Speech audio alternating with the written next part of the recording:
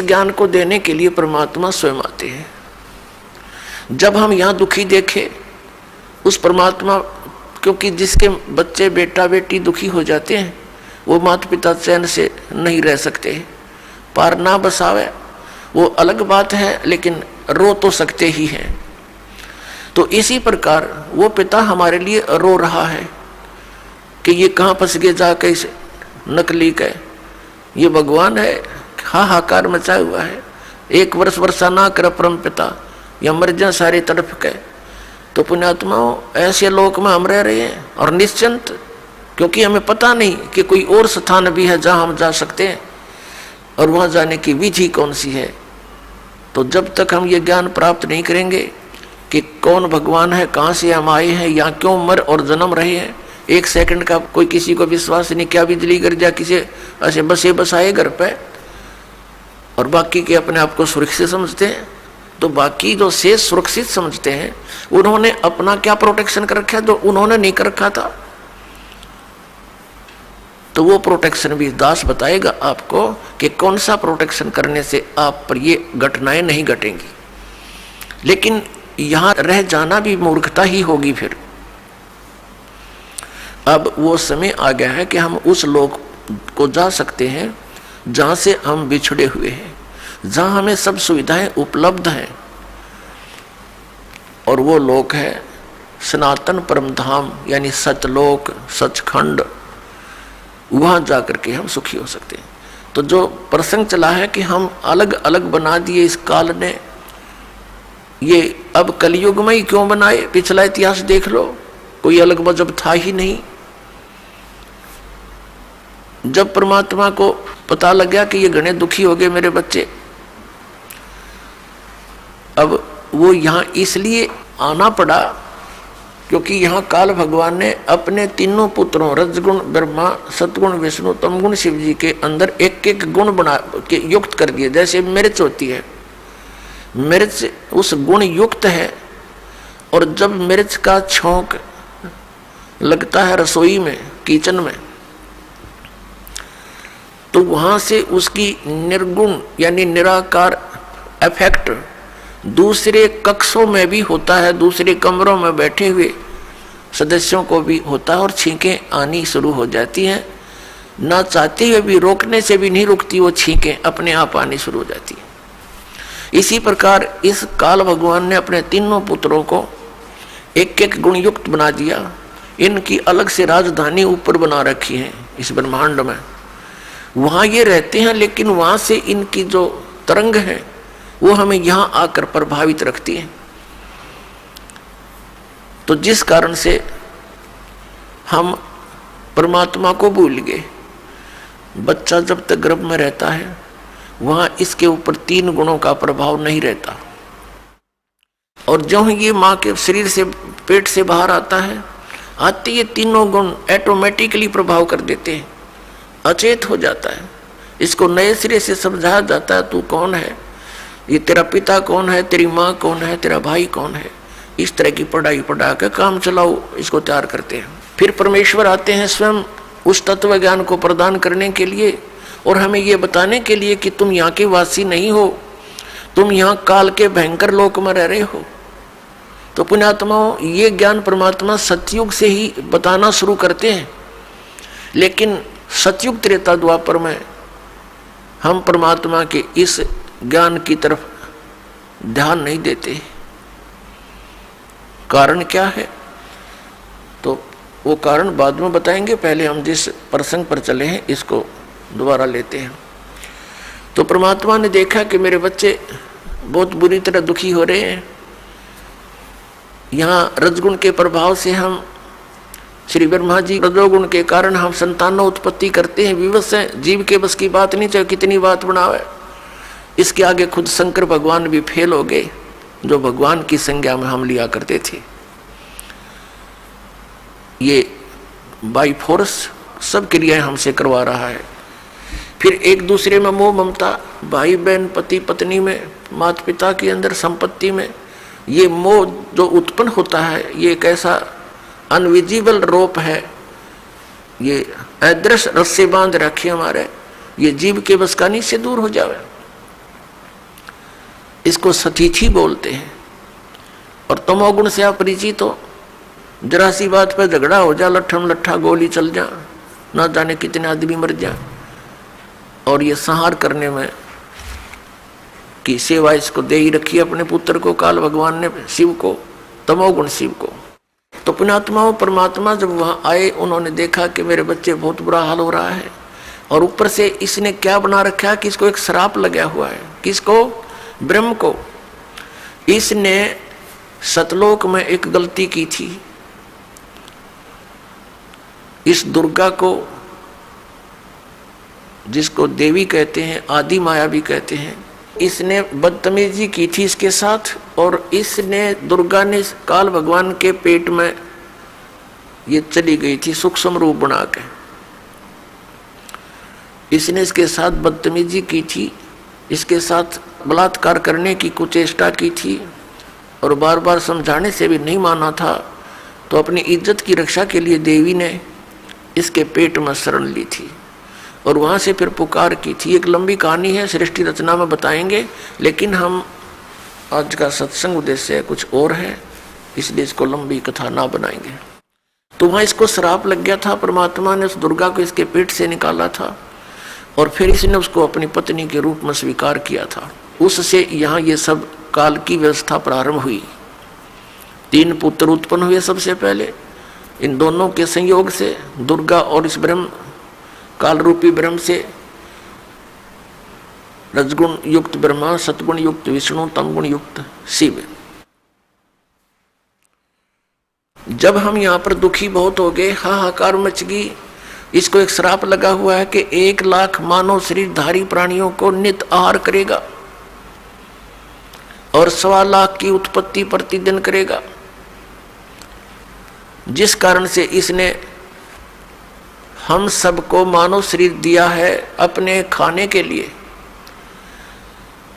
हमसे संतानों उत्पत्ति करवाता है बाई फोर्स और फिर स्वयं खाता है। और इसकी व्यवस्था इसके 3 पुत्र कर रहे हैं। इन ब्रह्मा विष्णु महेश जी को भी ये मालूम नहीं ये हो क्या रहा है।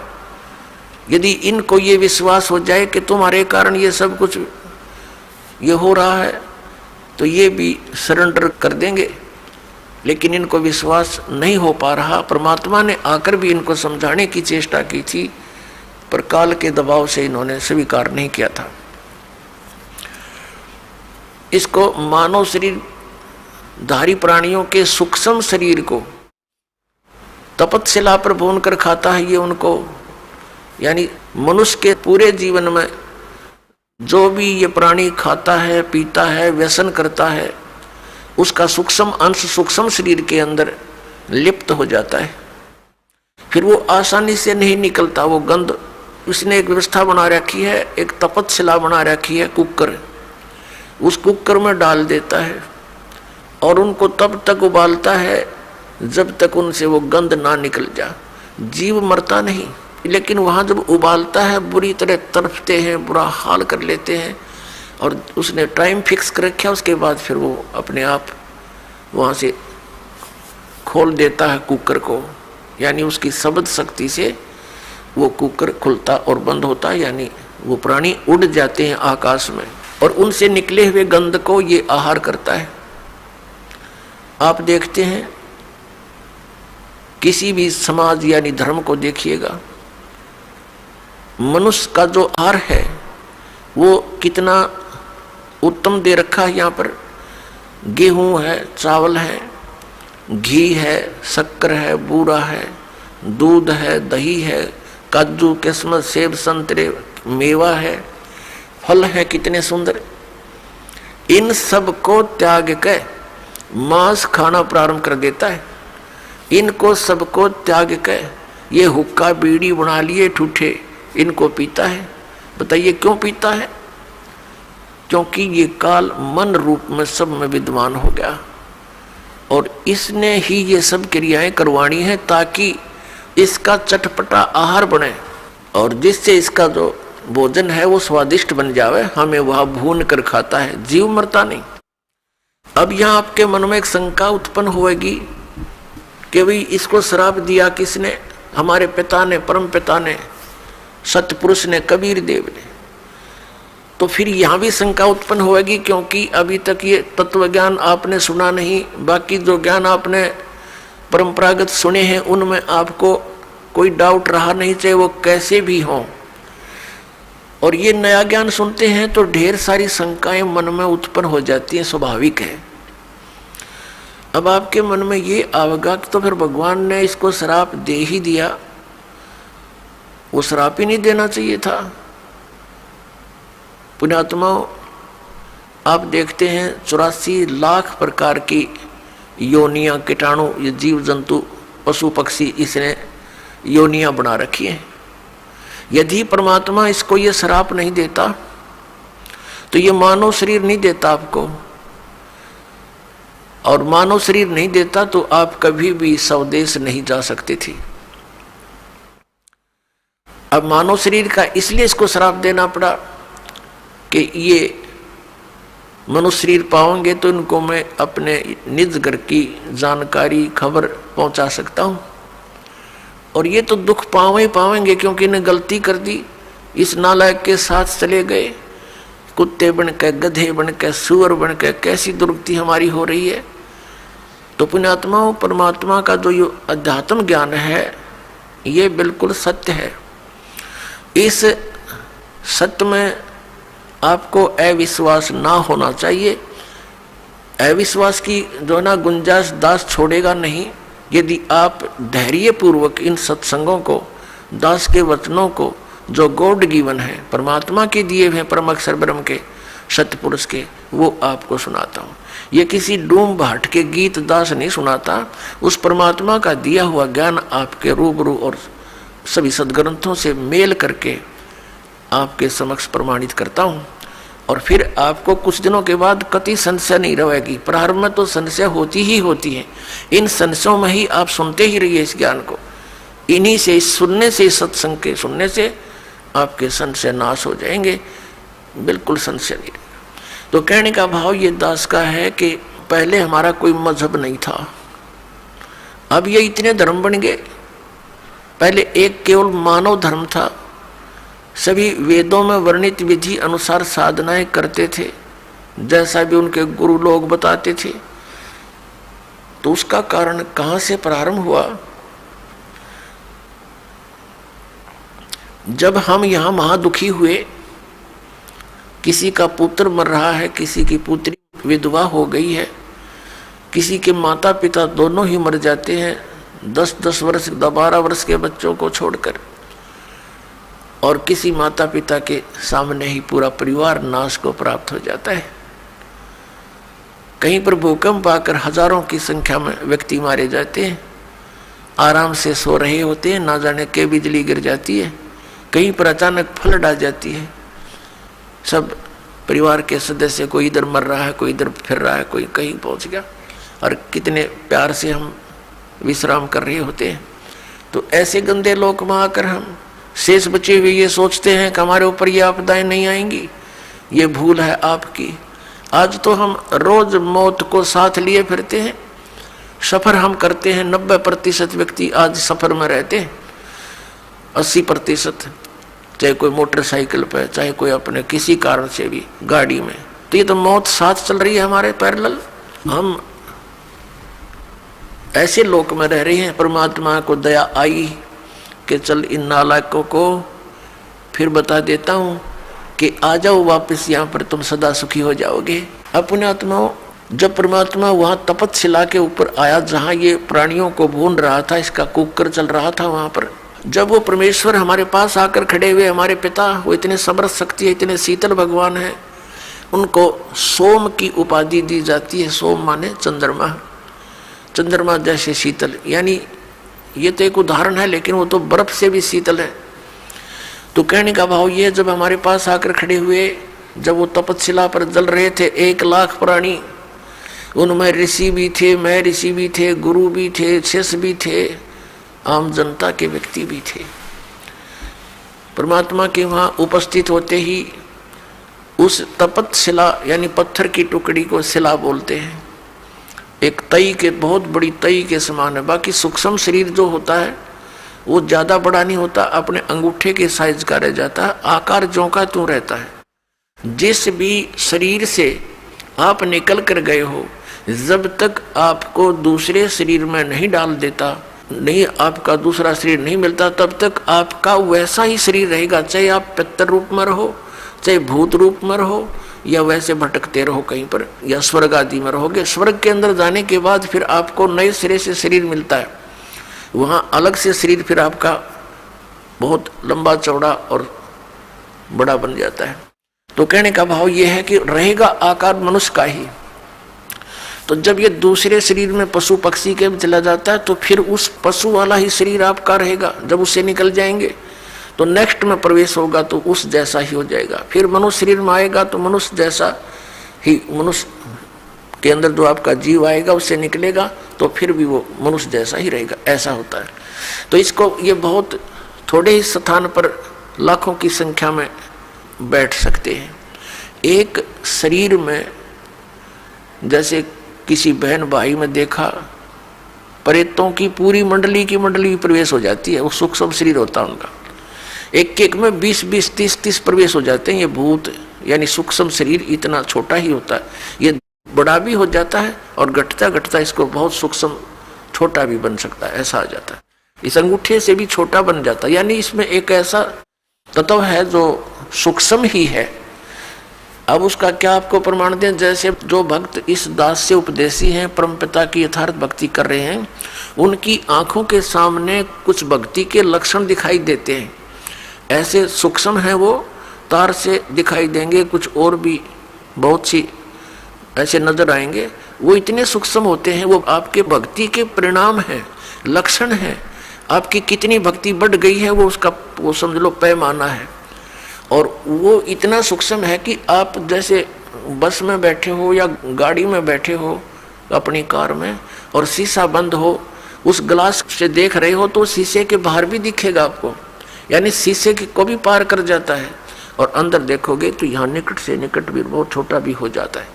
तो इस टाइप का सूक्ष्म शरीर होता है जो यहाँ की दूरबीन सूक्ष्मदर्शी या फोटो कैमरे में नहीं आ सकता, वो सूक्ष्म ऐसा होता है शरीर।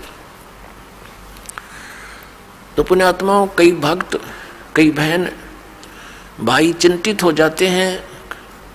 दास बहुत बार समझाने की चेष्टा करता है, ध्यान रखा करो, एक दूसरे को बता भी दिया करो अगर कोई इस शंका में हो कि मेरी आंखों के सामने पता नहीं क्या दिखता है। डॉक्टर के पास गया, डॉक्टर कहने लगा ऑपरेशन करवा ले, और डॉक्टरों के पास क्या है, ऑपरेशन करवा ले, वह धुंधला दिखा, धुंधला नहीं दिखता वो हम देखेंगे ऐसे जैसे कोई मच्छर सा घूम रहा है, कोई मक्खी घूम रही है, ऐसे काले काले से कुछ और तरह के भी।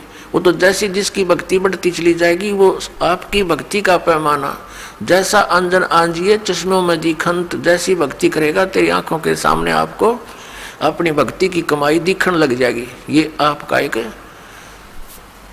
वो होगा, भक्ति का पैमाना होगा। आपका बैंक बैलेंस समझ लो आप देख रहे हो सामने, तो वो घबरा जाते हैं, हमारे पास भी प्रार्थना करते हैं, जी ऐसा पता नहीं आंखों में क्या हो गया, मुझे तो चिंता बनी हुई है। ऐसे देखते हैं पता नहीं क्या दिखाई देता है, सोचते हैं ना देखूं फिर भी दिख जाता है। फिर उनको समझाते हैं कि ये आपकी भक्ति की कमाई दिखाई दे रही है, ये नहीं है तो आपका माइनस आपकी भक्ति, फिर भक्ति चली नहीं आपकी। इससे आपकी भक्ति संग्रह होगा, वो धन वो दिखाई दे रहा है आपको, बाहर है वो अंदर दिखता है, उसका रिफ्लेक्शन बाहर आपको, तो संतुष्ट होते हैं। तो पुण्यात्माओं, ये वो भक्ति है कि आपको आपके समक्ष दिखाई दे रही होती, तो घबराना नहीं होता। तो प्रसंग ये आता है कि वहां तपतशिला के ऊपर फिर वो उनको भून रहे थे, परमात्मा आकर खड़े हो गए। वो तपतशिला तो ज्यों की तो गर्म है, बहुत ज्यादा उसका जो है टेम्परेचर है, तापमान है, लेकिन परमात्मा के वहां पहुंचते ही वो उसकी जो आंच है, उसकी आंच जो है उन तपतशिला पर पड़े हुए गिरे हुए उन प्राणियों को प्रभावित नहीं कर रही थी।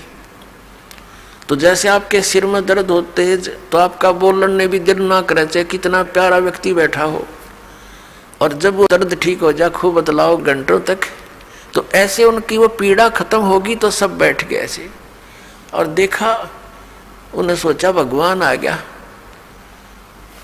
और कहा हे भगवान, उन्हें सोचा तो ये था कि यहाँ भगवान अगर वो आ गया, रियल भगवान, रियल गॉड आ गया वहां पर। उसने कहा, सब प्राणियों ने पूछा, हे परमात्मा, हम अब यहाँ कौन से कर्म का दंड भोग रहे हैं? क्योंकि यहाँ हमने विधान का पता है कि जैसे कर्म करेगा वो भोगने पड़ेंगे। यदि पाप करोगे तो पाप भी भोगने पड़ेंगे, पुण्य करोगे तो पुण्य भी प्राप्त होंगे, या जैसा कर्म करोगे वैसा ही मिलेगा। और परम पिता परमात्मा परम अक्षर ब्रह्म सत्य पुरुष कबीर साहिब का विधान है कि यदि उनकी सत भक्ति करोगे तो आपके पापों का नाश कर दिया जाएगा। पाप आपको भोगने नहीं पड़ेंगे, लेकिन भविष्य में गलती ना करना, एक कंडीशन भी साथ रखी जाती है। तो वहां जब वो प्राणियों ने पूछा कि हे भगवान, हम कौन से कर्म का दंड भोग रहे हैं? तब परमेश्वर ने कहा कि ये कर्म जिसका तुम यहाँ दंड भोग रहे हो, ये कर्म तुम्हें इस काल के लोक में नहीं किया, यो किया था सतलोक में, और वहां तुमने ये ऐसी गलती की थी जिस कारण से आप ये दंड भोग रहे हो। परमात्मा ने वहां फिर उनको पूरी तपतशिला पर, वो तड़फ रहे थे प्राणी, फिर एकदम शांत हुए। उनको परमेश्वर ने पूरी सृष्टि रचना सुनाई और कहा कि तुम सभी सतलोक में रहा करते थे, वहाँ कोई कष्ट नहीं था, वहाँ जन्म और मृत्यु नहीं थी, तुम्हारा परिवार था, वहाँ पर अलग अलग आपके भिन्न भिन्न वहाँ पर मकान हैं, आपके वो खाली पड़े हैं। अपने आत्माओं, यहाँ प्रत्येक व्यक्ति की ये एक नेचर है हमारी मनुष्य की कि हम कोठी बनावे तो बहुत बड़ी बनावे, बहुत बड़ी हो, आगे पार्क भी हो और झूले झाले भी डल रहे हों, यानी सब तरह की सब सुविधाएं, फुहारे छूट रहे हों, झरने बना रखे हों, तालाब बना हो नहाने धोने का, लेकिन ये हमारे से नहीं बन पाते हैं, वो अलग बात है। तो ये सब सुविधाएं आप जी को वहाँ सतलोक में है, और वहाँ आपका परिवार था, और पूरा का पूरा बहुत बड़े बड़े मकान आपके वहाँ पर हैं, नूर के महल हैं, नूर के बाग हैं आपके, अलग अलग प्रत्येक वहाँ हंस के परिवार का एक बहुत बड़ा लंबा चौड़ा व्यवस्था है। और वहाँ सदाबहार बाग बगीचे हैं, वहाँ पर सब अमृत आहार है, दूध और दही आदि के वहाँ सरोवर भरे रहते हैं। अपने आत्मा, वहाँ कोई भी पदार्थ खराब नहीं होता। जैसे ये गंगा एक दरिया है अपने भारतवर्ष में, इसका जल कभी खराब नहीं होता, और आज तक वैज्ञानिक ये अपने आप में सोचे भगवान है नहीं, ये नहीं बता सके कि ये क्या कारण है। हिमालय से कितनी दरियाएं आ रही हैं और उसके जल को कितने दिन रखो आप खराब नहीं होता। ये एक सैंपल है उस सतलोक के पदार्थ का। ये सतलोक से आई है ये गंगा, और सतलोक से आई है ये निरंजन काल के लोक में, फिर आई है ब्रह्मांड में, जहाँ ये काल का एक टॉप, ब्रह्मांड के शिखर में टॉप में इसका अलग से एक गुप्त स्थान है। ये पहले वहाँ आकर गिरी, वहाँ इसने इसका बहुत बड़ा सरोवर था, वो 6 महीने में भरा, वहाँ से फिर आई विष्णु के लोक में, वहाँ का सरोवर भरा, उसके बाद फिर आई है शिव के लोक में, यहाँ जो इस काल का पुत्र है शिव, उस शिव के लोक का भी एक जटा कुंडली डैम है, एक बहुत बड़ा सरोवर है, वो 6 महीने में फुल हुआ वो भी, फिर वहाँ से फिर ये ओवरफ्लो होकर वहाँ से चली, वहाँ से आ रही है। ये इसके आने का तरीका दूसरा है। जैसे समुद्र से यहाँ वर्षा जो होती है तो समुद्र का जल कैसे वहाँ से चलता है, वाष्प बनकर उठा, बादल का रूप धारण किया, करोड़ों टन जल ऊपर आकाश में बगैर किसी सपोर्ट के उसका रूप बदल दिया परमात्मा ने, बादल का रूप बन रहा है, करोड़ों टन वाटर है और आराम से आसमान में निरालंब है, और फिर आके बरसन लग गया।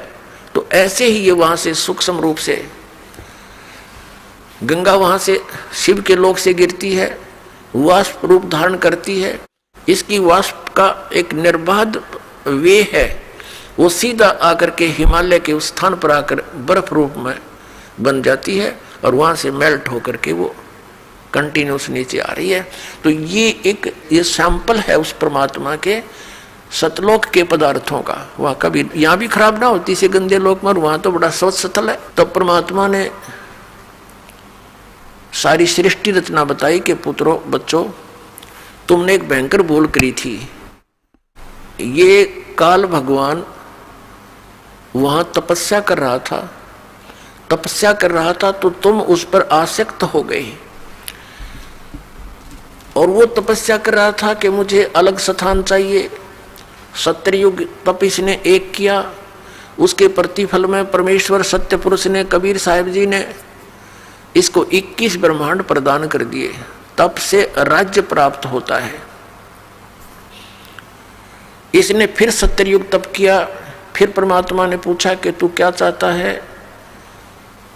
इसने कहा जी भगवान मुझे कुछ कंस्ट्रक्शन करने की सामग्री दे दो, मटेरियल दो। ये ब्रह्मांड 21 ब्रह्मांड तो ऐसे हैं जैसे खाली प्लाट पड़े हो। परमात्मा ने इसको 5 तत्व और 3 गुण प्रदान कर दिए कि ले तू अपना खेल ले खिलौना होता है। इसने सोचा कि कंस्ट्रक्शन भी कर लूंगा, मकान बना लिया प्लाट में, फिर मैं अकेला इनमें करूंगा क्या, मेरे साथ कुछ प्राणी भी होने चाहिए। इसने फिर तप शुरू किया। तब इसने क्या मांगा कि भगवान मुझे कुछ जीव दे दो। 64 युग जब तप कर लिया, परमात्मा ने पूछा कि अब क्या चाहता है, 2 मांगा तुझे मैंने दे दिया। तब इसने कहा कि परमात्मा कुछ आत्माएं दे दो, मेरा अकेले का दिल नहीं लगता। तब परमेश्वर ने कहा था देखो भाई तेरे तप के बदले में और कोई प्लाट चाहिए ले ले, लेकिन ये आत्मा मेरी अंश नहीं दूंगा, क्योंकि ये सब मेरे ही शरीर से उत्पन्न हुई है, मेरे वचन से उत्पन्न हुई है, मेरे बच्चे हैं।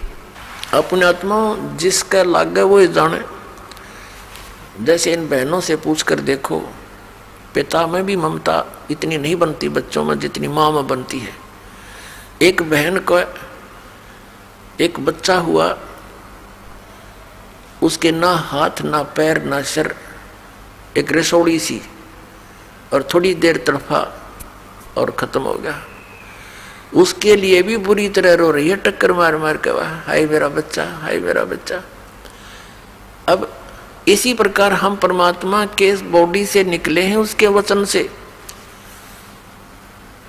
और पुण्यात्माओं जो ये लोग कहते हैं, कुछ दिग्भ्रष्ट व्यक्ति आचार्य पद प्राप्त करके, गुरु पद प्राप्त करके इन्होंने ठेका ले रखा है जनता को गुमराह करने का और शास्त्र विरुद्ध ज्ञान बताने का। ये कहते हैं जीव ही परमात्मा है और अस्तित्व है ही नहीं। अब जैसे ये साथ में उदाहरण भी लेते हैं तुलसीदास कृत रामायण की चौपाइयों का।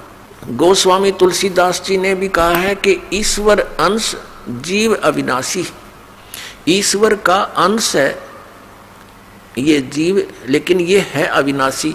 अब अविनाशी की रचना अविनाशी ही होती है, तो परमात्मा का अंश है ये जीव। उसने अपने वचन से सभी आत्माओं को रचा था। तो कितनी ममता उस परमात्मा की आपके अंदर। आप तो समझ नहीं सकते इस बात को, क्योंकि आपने यो ज्ञान कदे सुना ही नहीं। यदि सतलोक और सचखंड की महिमा सुनाने वाले ये नकली पंथ थे, ये राधा स्वामी और ये सच्चा सौदा वाले और ये जय गुरुदेव वाले और ये निरंकारी जनोद वाले, ये सारे नकली थे। न कख नहीं पता सतलोक और सचखंड का। ये काल प्रेरणा से काल ने पहले भेज दिए थे कि इतना रोड़े रड़ा दूं उस सतलोक और सचखंड के ज्ञान को कि कोई सच्चाई बताने वाला आवे सतलोक तय तो इनका पल्ला पड़ा ही नहीं, कुछ भी इनके गले उतरे नहीं। ये सारा सुनियोजित तरीके से इसी समय किया गया। इस काल ने ये दास ये इसका कंसेप्ट क्लियर करना चाहता है कि ये अब ये सारा अड़ंगा के ऊपर अड़ा दिया। कैसे अड़ गया? ये इतने पंथ बन गए और इतने श्रद्धालु उनके चिपक गए, कोई ज्ञान ना ध्यान उनका, क्योंकि ये काल प्रेरणा से और काल के प्रभाव से, मन काल है सबके अंदर और ये काल मन के रिपोर्ट से चलता है। ये मन काल के रिमोट से, और तो ये सब फटाफट वहाँ भेज दिए। वो धक्के मार ये हंगे जावा उड़े और हम यहाँ पलका बिछाए बैठे हैं, सारी सुविधाएं देते हैं, यहाँ नौके ना वहाँ के दे रहा है, वहाँ से भर ली जोड़ी तुमने। कोई 20 वर्ष धक्के खा के, कोई 30 वर्ष धक्के खा के नास्तिक होने के कागार पे पहुंच गया मानव। तो परमात्मा ने कहा कि भाई ये मेरी आत्मा है, ये मैं नहीं दे सकता तेरे को किसी कीमत पर भी, ना तेरी किसी जपते ना तपते। फिर मालिक को पता था कि हम उस लोक में रहने योग्य नहीं रहे थे। क्यों नहीं रहे थे? क्योंकि जब ये तपस्या कर रहा था ये एक पैर पे खड़ा था और हम इस पर आसक्त हो गए। देख कितने दिन हो गए इसको यहाँ खड़े रहे, ओहो, यानी हमारी इसके अंदर एक कसक बन गई, ये एक बुराई हमारे घर कर गई। हमने अपने पिता से, अपने मालिक से हृदय हटा दिया और इसके अंदर जोड़ दिया। वो अंतर्यामी है, सब जानते थे। वो ये भी जानते थे कि अब ये मरेंगे, इनकी बिरान मट्टी हो जाएगी जब वहां से ले गए। तो उन्होंने, परमेश्वर ने हमें सतर्क किया बार बार आकाशवाणी करके, कहा कि भाई आप मस्त रहो, किसी की क्रिया को मत देखा करो, जो जैसा कर रहा है उसको वैसा ही फल मिल जाएगा। मत देखो इसके इस ड्रामेबाजी को। हम ऊपर से तो सावधान हो गए, अंदर से कसक नहीं गई, और इतनी प्रबल कसक होगी कि हम एक बंधन में बंध गए इसके साथ, ममता से, मोह से। परमात्मा अंतर्यामी है, वो जान गए कि ये गए काम तय। तो फिर परमात्मा ने कहा कि भी एक बात सुन। अब परमेश्वर ने यह भी सोचा कि यहाँ अगर ये रहेंगे तो औरों को भी खराब करेंगे, इसके साथ जाने में ही यहाँ का हित है। जैसे पुण्यात्माओं, एक सेब विक्रेता है, सेब, और उसको कितनी प्यारी है वो सेब।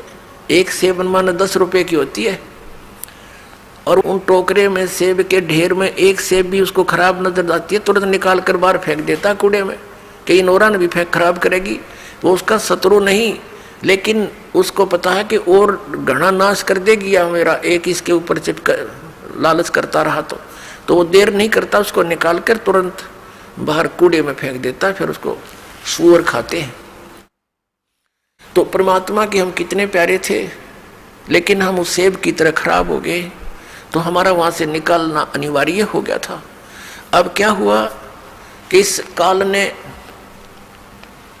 जब ये कहा कि भगवान मुझे कुछ आत्मा दे दो, परमात्मा ने मना कर दिया।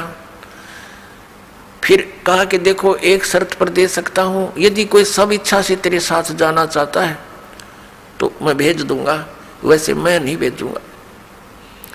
परमात्मा को पता था कि ये डटे भी ना डटे, ऐसी इनका चाव चढ़ रहा है, इसके साथ जाने का चाव लगा हुआ है, उमंग है, पता नहीं क्या लुटाएंगे वहां जाके। अपने आत्माओं, यही बीमारी हमारे लगी थी जो आज विद्यमान है।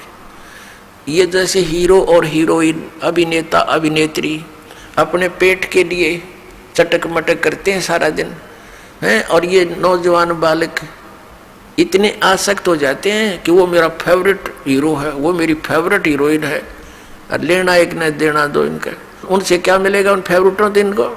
अब जैसे यहाँ बरवाला में आ जाए कोई हीरोइन या हीरो हैं, ये फिल्मी नेता अभिनेता, ये देखो नौजवान बच्चों को जिसने भी पता चलेगा वही रोटी खाता होगा, रोटी खाता छोड़ दे मैंने खाना, और फट दे भाग लेगा अपना व्हीकल या जो भी साधन उपलब्ध है, और वहां देखेगा 1 किलोमीटर दूर खड़े न मंच के ऊपर, और नो देखे जाएंगे वो खड़ी, सारा दिन धक्के खा के वापस आ जा, कह दिया उस खड़े खड़ी ने तुम्हारे को।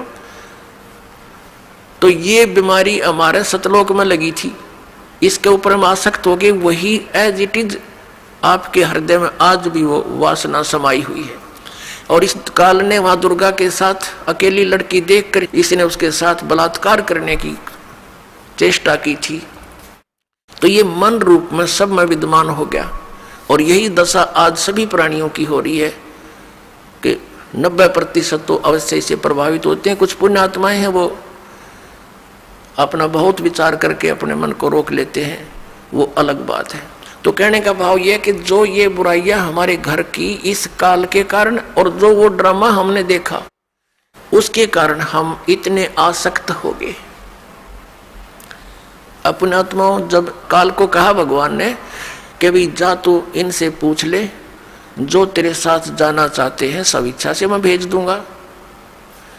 ये सृष्टि रचना सुना रहे परमात्मा दास, सिर्फ एक सिंपल सी सुना रहा। आज का जो विषय है कि ये मजहब क्यों बन गए और ये नकली पंथ क्यों चल गए, ये पहले ना चले, इस विषय को, इस कंसेप्ट को क्लियर करने के लिए अभी तो भूमिका बनाई जा रही है। ये सृष्टि रचना दास कंप्लीट नहीं सुना पा रहा है क्योंकि समय के अभाव से।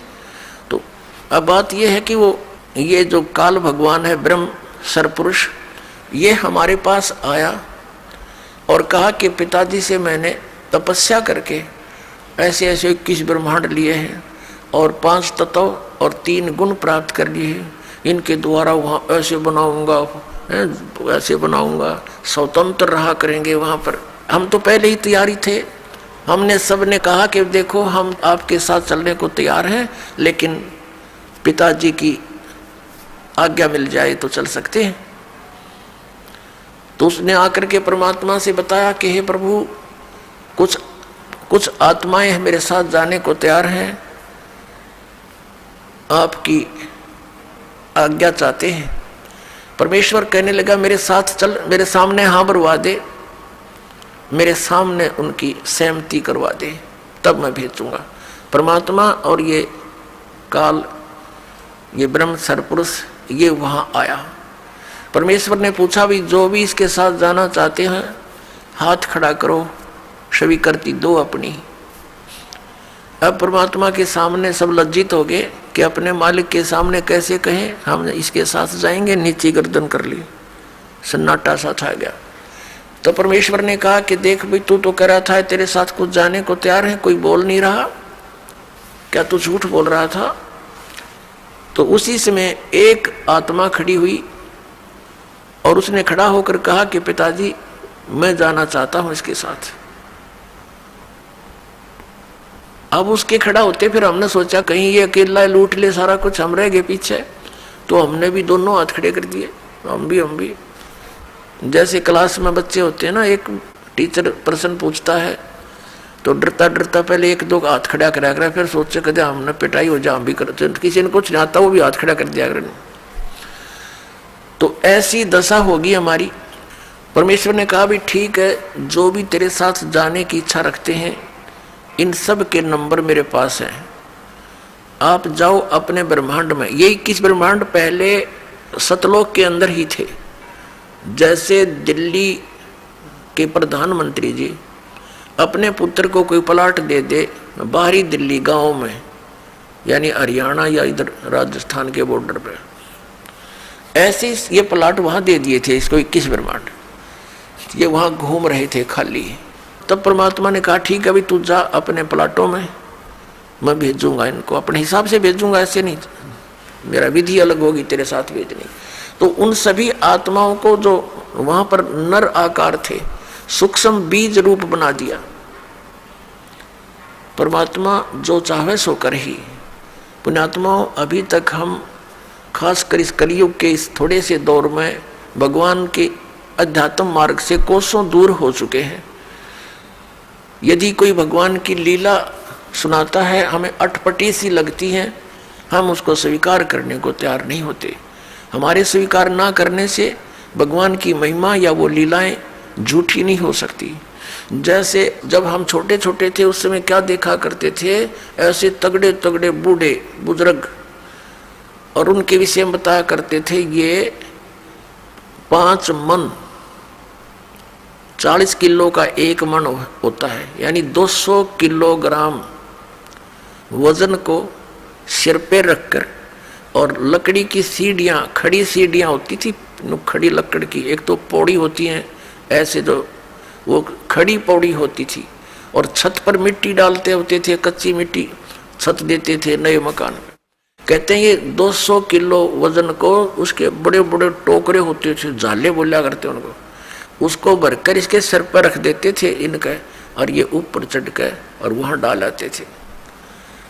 अब ये बात और 100 साल के बाद अगर कोई कहेगा ना, उसने मूर्ख बताया करेंगे, हम आंखों देख रखे, क्योंकि और 100 साल में तो देख लो, कोई 10-50 किलो वजन ठानी आदमी नहीं रह रहा, और आने वाले 100 साल में तो इतनी प्योद रह जाएगी और 10-12 किलो उठानिया व्यक्ति नहीं पाओगा, ऐसी स्थिति आ जाएगी इस प्राणी की। इतना घट गया हमारे सतर प्रदूषण के कारण शरीर की शक्ति लॉस होती जा रही है। और इससे और पीछे जाए तो और तगड़े तगड़े व्यक्ति थे, भीमर की कथा हम सुने तो कोई ना सिर गले उतरती, और वो सच्ची थी सारी। ये तो ही एक बल के आधार से, एक आध्यात्मिक बल अलग होता है। अगस्त ऋषि जी ने 7 समुद्रों को एक ही घूंट में ऐसे चुलू उठाई थी और ऐसे पी लिया था, खाली हो गया था ये बिल्कुल। इसमें ये मगरमच्छ तड़पते दिखाई दे थे। और फिर प्रार्थना की गई, हे ऋषि जी ये तो सब बुरा हाल हो जाएगा, यहाँ का बैलेंस बिगड़ जाएगा, आप भी नहीं रहोगे क्योंकि पृथ्वी पर वर्षा का अभाव हो जाएगा, सब प्राणी मर जाएंगे। तो फिर उसने कहते उल्टा ही कुरला कर दिया, ये पूरे भर गए। तो ये कोई बड़ी बात नहीं है। और आप इस पे भी नहीं विश्वास कर पाओगे तो अध्यात्म मार्ग में नहीं चल सकते। इन कलियुगी ऋषि नकली गुरुओं ने, महर्षियों ने जो हमें भगवान की इन कथाओं से दूर कर दिया कि ये झूठी है, ऐसा नहीं हो सकता, द्रौपदी की साड़ी नहीं बढ़ सकती, ये इस तरह की बकवाद गढ़ दी, जबकि ये सारी सच्चाई है। परमात्मा जो चाहे वैसो कर दे, उसके एक वचन में सारे ब्रह्मांड उत्पन्न हो गए, तो वो क्या नहीं कर सकता। तो अध्यात्म मार्ग में पुण्यात्माओं अविश्वास नहीं चलता। और पहले हमारे पूर्वजों को अविश्वास नहीं था, और उस अविश्वास का और ब्लाइंड फेथ था उनका भगवान में और उन गुरुओं में, तो उन्होंने दुरुपयोग किया नकली ऋषि महर्षि गुरुओं ने, ये वर्तमान के कलयुग क्या ने, कि उनके ब्लाइंड फेथ को कि जो गुरुजी बोल रहे हैं वो सारी सच्ची होती हैं, हमने ब्लाइंड फेथ किया। और जो मार्ग उन्होंने बता दिया हमने ये सोचकर ग्रहण किया कि ये हमारे सदग्रंथों से ही पढ़कर सुनकर वहीं से इन्होंने ज्ञान दिया। तो इन्होंने सब मिसगाइड कर दिया, वो सब दंत कथा सुना दी। और भक्ति विधि शास्त्र अनुकूल ना रहने से हमें प्रभु परमात्मा से मिलने वाली सहायता बंद होगी। तो अब हम ये सोचते हैं कि ऐसा कभी हो ही नहीं रहा, हम सब कुछ कर रहे हैं। अब आप इस मार्ग पर लगोगे, जो दास आपको मंत्र देगा, आप सतभक्ति करोगे सच्ची नियत, फिर देखना आपके कि क्यों होगा, फिर आपको विश्वास होने लग जाएगा कि परमात्मा सब कुछ कर सकता है। आपको देखो जैसी आपकी श्रद्धा और भक्ति बढ़ती चली जाएगी, उतना ही मालिक आपके निकट आओगा। और परमात्मा की पावर से तो कुछ भी हो सकता है।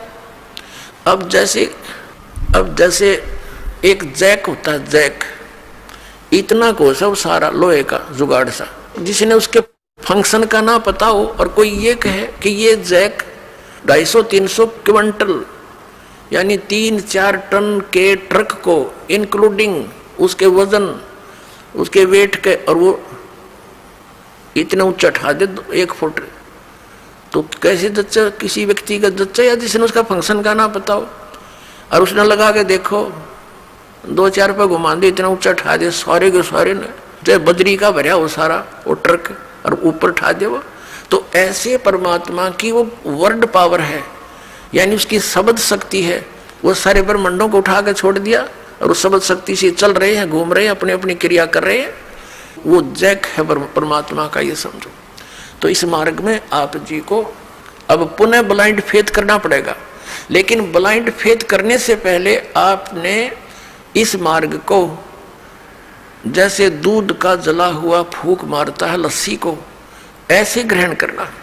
आंखें बंद करके ग्रहण नहीं करना, लेकिन इसको ग्रहण करके फिर आंखें बंद कर लेना। कहने का भाव यह है कि फिर अग्रम अग्रम ना करना, यू नाम लेने पीछे।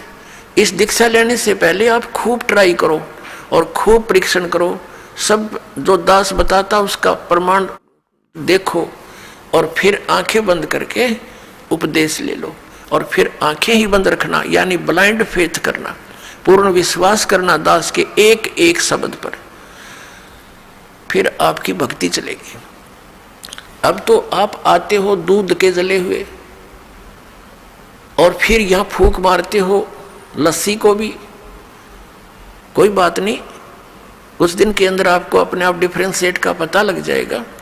और खूब ट्राई करो पहले, फिर बाद में अगर बगर करोगे तो भगवान का लाभ मिलना बंद हो जाएगा।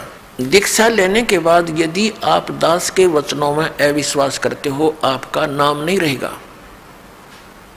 कहे कबीर सुनो भी साधो, मैं तो हूं विश्वास में। अब उस परम पिता परमेश्वर परम पूज्य कबीर जी, जो एक जुलाहा जाति में, एक झोपड़ी में रहने वाला, एक धोती लंगोटी में रहने वाला, और उसको भगवान मानना बालकों का खेल है, लेकिन वो परमात्मा है और थे और रहेंगे, क्योंकि हम समझ नहीं सके।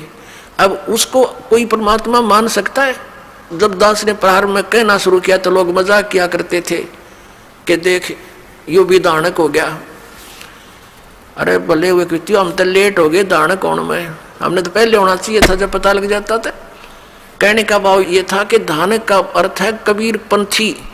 उस कबीर पंथ परमात्मा परमेश्वर के द्वारा दिए हुए वे ऑफ वर्शिप पे, उस रास्ते पर चलने वाले तो हमने पहले बन जाना चाहिए था। हमारे दादे परदादों ने बन जाना चाहिए था। वह भूत बने फिरे नकली संतों और पंथों, इन गुरुओं के शास्त्र विरुद्ध ज्ञान को सुन सुनकर अरीब उनके श्राद्ध निकलवावे, वह भूत बने फिरे आप खावें, क्योंकि तुम्हारे पिताजी स्वर्ग में दुखी हो रहे हैं। अरे स्वर्ग की तो हो गया जहाँ दुखी हो रहे हैं, लोग नरक में डलवा दिए उल्टी साधना करवा के, और फिर आप पेट भरें और श्राद्ध के तुम्हारे पिताजी खावें। वाह भाई वाह। तो कहने का भाव ये पुण्यात्मा, शास्त्र विरुद्ध साधना करने से हम बहुत हानि उठा चुके हैं। उस दानक जुलाहे कबीर जी को और भगवान मानना, ये भी एक 8वां जुबा के 10वां जुबा समझ लियो, लेकिन वो भगवान है ही। हमारे ना मानने से उनकी वो प्रभुता समाप्त नहीं हो सकती, क्योंकि हम नहीं पहचान पा रहे लाल है ये, हमें विश्वास नहीं हो पा रहा, तो ये हमारी बाल बुद्धि का ही परिणाम है। लाल तो इतनी ही कीमत रखता है, वो लाल है, वो पूर्ण परमात्मा है, और वहाँ लीला करने के लिए सह शरीर आए थे, सह शरीर चले गए थे, और पूरा ज्ञान उन्होंने हमें बताया आकर के, जो दास आपको बता रहा। तो प्रसंग चल रहा है, हम उसी पर आते हैं। तो इसी प्रकार जब आप जी दीक्षा ले लेते हो, उसके बाद फिर दास जो वचन बोलता है और आपके मन में अविश्वास उत्पन्न होता है, तो आप कमजोरी में आ चुके हो, क्योंकि आप कितने दिनों से भक्ति कर रहे होगे, जब से जन्म हुआ। पवित्र हिंदू धर्म में तो शायद कोई ही व्यक्ति ऐसा होगा नास्तिक जो भगवान नहीं कहता हो या उसको नहीं मानता हो। वैसे तो मुसलमान धर्म में भी भगवान अल्लाह वो सभी मानते हैं, ईसाई धर्म में भी मानते हैं, हिंदू धर्म में भी मानते हैं। और आप कितने दिन से ज्ञान सुनते आ रहे हो, और दास जो भी ज्ञान आपको सुना रहा है, उनके एक पॉइंट को क्लियर करने के लिए 3-3, 4-4 प्रमाण देता है। और पहले आपने जो अज्ञान सुन रखा था उसका कोई शर पैर नहीं, और आपको स्वीकार्य था। अब ये क्यों अग्रम अग्रम इतनी हो रही है आपके माइंड में, काल को ये चिंता बनी रहती है, कहीं ये इस मार्ग पर दृढ़ ना हो जा और इसका बेड़ा पार ना हो जा, तेरे हाथों से ना निकल जा। तो पुण्यात्माओं, उपदेश लेने से पहले दास ने बहुत सुविधा उपलब्ध कर रखी है। जिन दिनों में सत्संग होता, सत्संग सुन करो।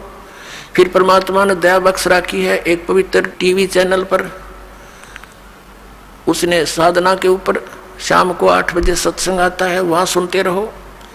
कहने का भाव ये है कि आप जी पहले कति कंसेप्ट क्लियर करो, जब आओ यहाँ पर और नाम लेकर फिर जो सही दृढ़ होकर आते हैं उनको कुछ चंद ही दिनों में परमात्मा के वो चमत्कार शुरू हो जाएंगे। क्योंकि कनेक्शन ले लिया बिजली का, कनेक्शन लेते ही आपके पंखे चलेंगे, सब कुछ ठीक चलेगा।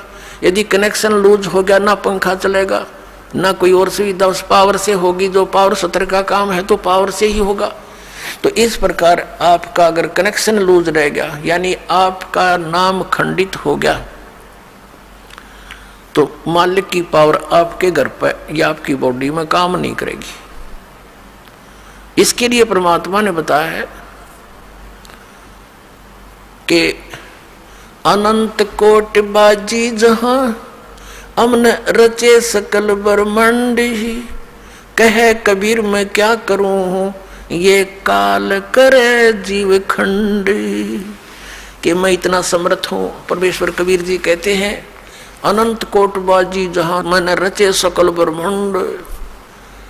और कबीर साहब कहते हैं आदरणीय गरीबदास साहिब जी को कबीर साहब ने ये ज्ञान दिया था। ये वाणी गरीबदास साहिब जी की है कि कबीर साहब ये कहते हैं, गरीबदास जी उसका समर्थन कर रहे हैं कि कबीर साहब ये कहते हैं कि मैं क्या करूं, यो काल मेरे से जीवों को खंड कर लेता है, इनके नाम खंड करवा के फिर मेरी पावर वहां काम कर नहीं सकती, ये ऐसा कर देता है। तो आप इससे सावधान हो।